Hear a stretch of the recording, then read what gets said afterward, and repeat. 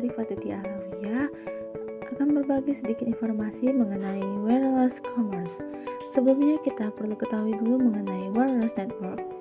Seiring dengan perkembangan teknologi serta kebutuhan untuk akses jaringan mobile yang tidak menggunakan kabel sebagai media transmisi, maka muncullah wireless local area network. Wireless merupakan perkembangan dari teknologi untuk memenuhi kebutuhan akses jaringan mobile yang tidak membutuhkan kabel sebagai media transmisinya, melainkan dapat menggunakan frekuensi radio dan infrared. Jaringan wireless berfungsi sebagai mekanisme pembawa yang biasanya digolongkan ke dalam 4 jenis berdasarkan jangkauannya. Yang pertama, wireless personal area network, hanya menjangkau area yang sangat dekat seperti di dalam satu ruangan. Wireless local area network dengan jangkauan dalam satu gedung atau perkantoran. Wireless metropolitan area network yang mencakup area dalam satu kota. Kemudian wireless wide area network mencakup area yang sangat luas seperti koneksi antar negara atau benua. Wireless commerce atau perdagangan nirkabel merupakan sesuatu yang berbeda dengan e-commerce internet karena ada karakteristik unik dari teknologi nirkabel dan penggunaannya yang membuatnya sangat berbeda dan melengkapi e-commerce berbasis internet. Perdagangan nirkabel merupakan terobosan teknologi besar dengan konsep yang memungkinkan adanya perantara, perusahaan dan perdagangan untuk pelanggan, mitra, dan karyawan kapan saja dan di mana saja. Ekonomi nirkabel dapat direpresentasikan dalam 4 lapisan yang saling bergantung dan memerlukan kemitraan yang erat di setiap lapisan untuk membuat aplikasi perdagangan berfungsi. Yang pertama, lapisan infrastruktur nirkabel, yakni terdiri dari penyedia infrastruktur. Kemudian lapisan aplikasi yang terdiri dari organisasi yang mengembangkan nirkabel aplikasi. Kemudian lapisan perantara, yakni organisasi yang menambahkan nilai dalam proses komersial.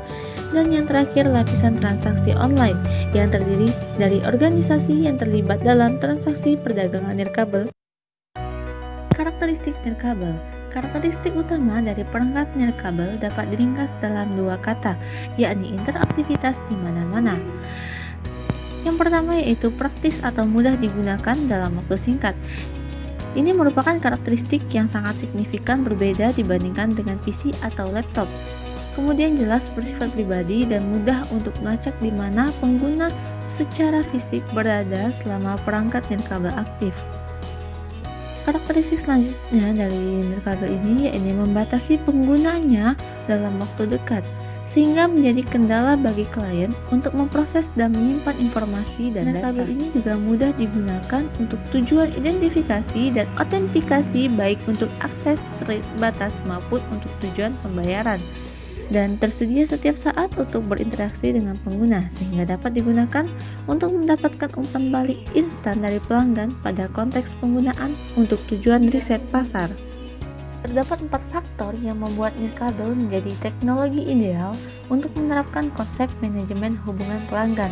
Yang pertama yakni kemampuan untuk menyediakan konten dan layanan yang benar-benar dipersonalisasi dengan melacak identitas pribadi. Kemudian kemampuan untuk melacak konsumen di seluruh media dan dari waktu ke waktu. Selanjutnya untuk menyediakan konten dan layanan pada saat dibutuhkan, dan terakhir kemampuan untuk menyediakan konten dengan karakteristik yang sangat menarik. Di domain B2C, nirkabel dapat digunakan secara efektif untuk menyediakan dukungan titik pembelian untuk membeli barang di lingkungan fisik. Penggunaan serupa dapat divisualisasikan di arena B2B, tetapi dampaknya sedikit kurang signifikan. Pasaran dalam lingkungan nirkabel. Yang pertama, pencarian versus kenyamanan. Kenyamanan yang diberikan oleh teknologi nirkabel dapat mengurangi waktu pencarian konsumen, menguntungkan bagi konsumen karena memungkinkan mereka untuk melakukan proses paralel berbagai aktivitas pada saat yang sama. Contohnya pada Amazon.com yang menyediakan kemampuan untuk mencari dan memesan buku menggunakan nirkabel sehingga memungkinkan menarik konsumen dengan nilai waktu yang tinggi. Selanjutnya, informasi di point of sale. Salah satu keunggulan utama teknologi nirkabel adalah penyediaan informasi terkait produk, harga, dan informasi relevan lainnya di titik penjualan. Hal ini memiliki implikasi pemasaran yang signifikan, yaitu perilaku pembelian impulsif, di mana aksesibilitas ke pasar yang dimungkinkan oleh teknologi nirkabel dapat mengakibatkan peningkatan perilaku pembelian impulsif konsumen untuk produk bernilai rendah dan keterlibatan rendah. Kemudian maraknya persaingan harga di beberapa kategori produk dan layanan, karena teknologi ini dapat memudahkan agen untuk membandingkan detail produk, harga, dan kualitasnya sehingga menjual produk dan layanan di web akan bersaing dengan harga yang tak terelakkan. Interaktivitas lanjutan. Konsumen dapat melanjutkan interaksi dengan aspek apapun dari aktivitas komersial mereka sehingga membuat transaksinya ideal dan dinamis. Media nirkabel dapat digunakan dengan lebih baik untuk mendorong pesan iklan yang relevan kepada konsumen dengan tingkat keberhasilan yang lebih tinggi daripada di media internet. Umpan balik di titik penggunaan atau pembelian melalui fitur sadar lokasi dan interaktivitas berkelanjutan dari lingkungan nirkabel merupakan keuntungan tambahan dalam hal memperoleh informasi dari konsumen. Implikasi personalisasi dan layanan pelanggan. Adanya kekhawatiran tentang privasi di lingkungan nirkabel yang mirip dengan lingkungan internet, maka perlu untuk membangun kepercayaan konsumen akibat dari kekhawatiran tersebut. 5 tantangan masa depan jaringan nirkabel menggunakan spektrum baru dengan bijak. Frekuensi tinggi yakni gelombang milimeter diluncurkan untuk komunikasi data seluler dan sebagai perpanjangan dari Wi-Fi. Terdapat nilai yang sangat besar jika perangkat dan infrastruktur nirkabel menjadi lebih baik dalam berbagai spektrum nirkabel yang dinamis dan cerdas. Memaksimalkan kinerja. Kinerja nirkabel menurun drastis jika di lingkungan yang padat. Standar nirkabel baru seperti Wi-Fi 6 memberikan manfaat yang signifikan dibandingkan Wi-Fi generasi sebelumnya. Ini masih menjadi tantangan untuk merancang sistem radio yang dapat memanfaatkan protokol baru ini sepenuhnya. Jaringan yang mengenal dirinya sendiri.